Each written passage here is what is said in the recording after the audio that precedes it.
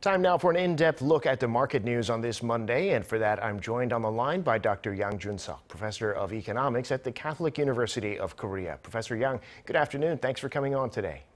Happy to be here. Well, let's start with stocks on Wall Street, which are sitting near record highs. On Monday, of course, the markets will be closed for Labor Day, but some investors were a little spooked by the jobs report, showing only about a third of the expected number of jobs were added last month.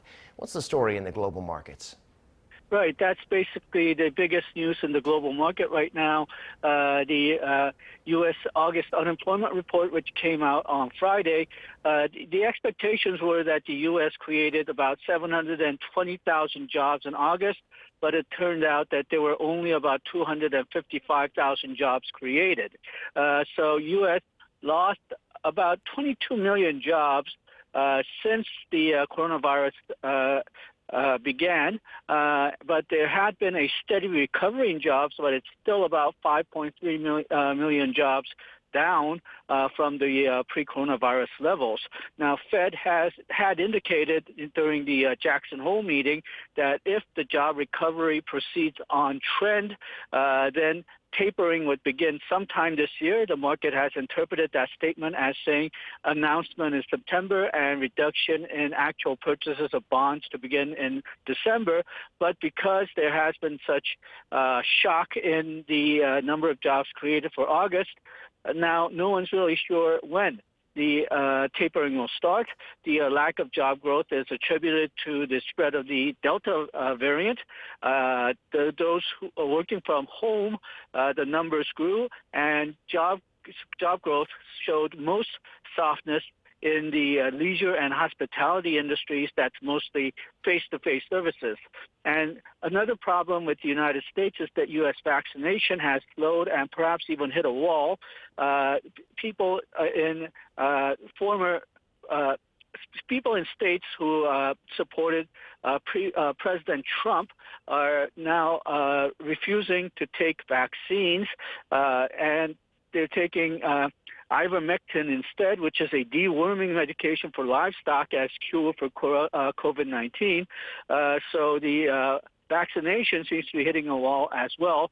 So we see some states doing very well, some states doing terribly in terms of controlling the coronavirus, and that may show up in the economic recovery numbers eventually. Right now, both of these types of states are doing well, but if the coronavirus spreads more in these non-vaccinated states, we may see some big changes and differences between state growth levels.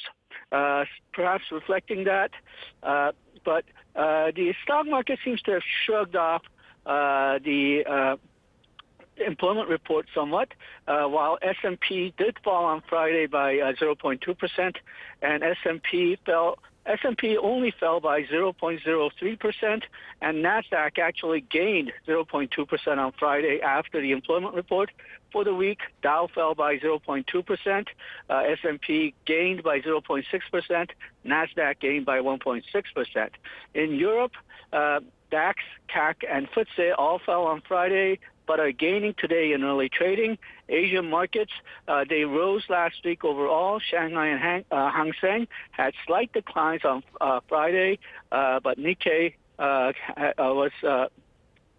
rose on Friday as well. And all three of these markets seems to be shrugging off the employment report as well. They're all rising today. And investors here in Korea watching all of that, and today a fairly muted session in the local market. The KOSPI hovering around the 3,200 mark. The KOSDAQ down slightly. Fairly low trading volume compared to recent sessions. Tell us about the domestic market. Okay, well, KOSPI, it rose most of last week. It did fall on Wednesday, but it shrugged it off, and it rose today. The big news in the last couple of trading days is that foreigners have returned to KOSPI market since last week, and that's leading the market rise that we've seen since the last week. And foreigners are buying Samsung Electronics. Samsung Electronics had stocks at least have been lackluster through the coronavirus, but there's some anticipation that perhaps Samsung Electronics stock prices will finally rise as much as some of the other spectacular rises that we've seen in some of the Korean stocks during the coronavirus. It ended today at 3,203.33. It rose by 0.07%. Individuals sold, institutions and foreigners bought. KOSDAQ, it rose all last week, but it declined very slightly today. It ended today at 1,052.96. It fell by 0.08%. For KOSDAQ, individuals bought, institutions and foreigners sold. And if we could talk about virtual assets for a minute, Professor. Bitcoin's back above 50,000 and the price of Ethereum's more than doubled since July. Perhaps both of these coins getting a boost since last week, partly because of the jobs report, maybe indicating that tapering by the Fed might be pushed back. But get us up to speed. What's happening in the crypto space? Okay, well, Bitcoin hit a low of $29,790 in July 20, but it has been making a comeback. Other virtual coins have done that as well. We're just looking at Bitcoin as an example, and now it nearly gained twice the value since the low of July 20. It ended yesterday at $51,810. Now, tapering, the delay in tapering has something to do with it, I think. But when the prices started rising in late July, we were still expecting tapering to be earlier rather than later. So tapering must not be the whole story. Then why is the value of these virtual currencies rising? Well, some of the reasons can be attributed to, first, rising inflation. There are still a lot of people who believe that virtual coins, because they have a fixed supply, act as a counterpart and hedge against inflation. And second, rising acceptance by some financial institutions as means of exchange and means of investment. So you have a lot of financial institutions now actively participating in the virtual coin markets. Third, the structure of ownership on these virtual coins, a lot of it was always owned by very few, and these few, by buying or selling, had a very large effect on prices. So not only the psychological level of the market overall, but the ownership structure tends to favor wild swings in prices. And fourth, the negative effect from Chinese crackdown seems to be over. There has been evidence that mining for these coins has returned to pre-Chinese crackdown levels. It may not be done in China, but it's been mining in increased mining in some other countries.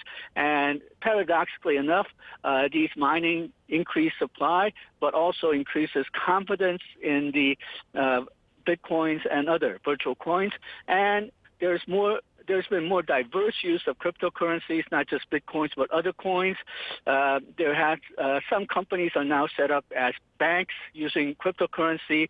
They lend and borrow in cryptocurrencies, but they lie outside the financial, regulatory, and monetary system. So more central banks are worried that customers may get caught in scams, or they may lose all their savings if these businesses go out of business because they're not covered by the country's financial regulatory system or deposit insurance.